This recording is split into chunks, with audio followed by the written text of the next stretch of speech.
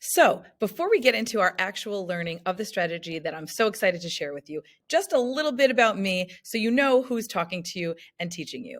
I'm a high school administrator. I'm an 18-year veteran English teacher at the high school level, and now I supervise my amazing team of teachers here in northern New Jersey at Pascack Valley Regional. I supervise the English, art, teachers, and the librarians, which is a privilege.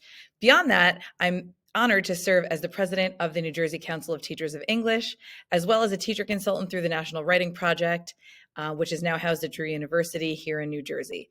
Finally, I really walk the walk and practice what I preach. So when I'm doing consulting work and I'm training teachers and coaching my own teachers, I'm actually doing those very things with my own community college students at Bergen Community College, where I'm an adjunct writing instructor. So enough about me. Let's get into nonfiction reading. And particularly today, we're going to be learning about SOAPS. So if you don't know, you will right away. First, let's consider who we're teaching. Our teen population, our middle and high school students, and even into college. What characterizes these students? Well, the more things change, the more they stay the same in certain ways.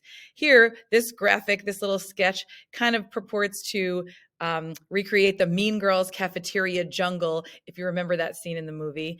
Or we could throw it back all the way to the 80s and the Breakfast Club. Either way, teens have a lot on their mind, their bodies and brains are still forming, and their focus is not always on nonfiction reading skills or reading overall. We know that literacy rates are down nationally for this population in particular, and especially post-COVID. Now, let's add another layer on top of that. Let's add distraction in the form of social media and smartphones. So with all that said, we still have to teach, and here's an example of our New Jersey brand new reading informational standards. We still have to teach these students how to read dense nonfiction, not only for standardized testing purposes, but to help them get ready for college and the workforce and the types of texts that they'll be encountering in those contexts. And again, these are just a sampling of our standards here in New Jersey for specifically reading informational text, which is what we're going to talk about today. Interesting, and I think handy definition to share with you right before we get into our SOAPS strategy.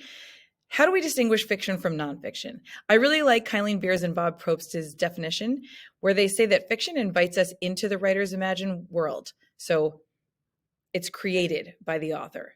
Whereas nonfiction comes into ours, it intrudes on our lives and purports to tell us something about it. So it's a very different way of thinking about fiction versus nonfiction instead of our old definition, which we've probably all said, which is fiction is made up, nonfiction is real. I think now we're realizing, especially with critical media literacy and information literacy skills at the fore in this information era, that nonfiction comes with bias. Sources come with bias, and we have to evaluate an entire nonfiction text with a very critical stance and eye, always with an inquiry lens, always asking questions of the text before we straight believe anything that's written in a nonfiction text. What's a way to do that? SOAPS. So this comes from AP Language and Composition, this acronym, and it's widely used among teachers of that course, which I've taught for many years. And it's just really a handy construct that anyone can adopt. I've used it with everyone from middle school students of all levels to high school students of all levels. And I think that all students can learn to use this, whether that you modify it for your own students or use the exact construct as I'm about to show you. It really helps students break down dense nonfiction text. So let's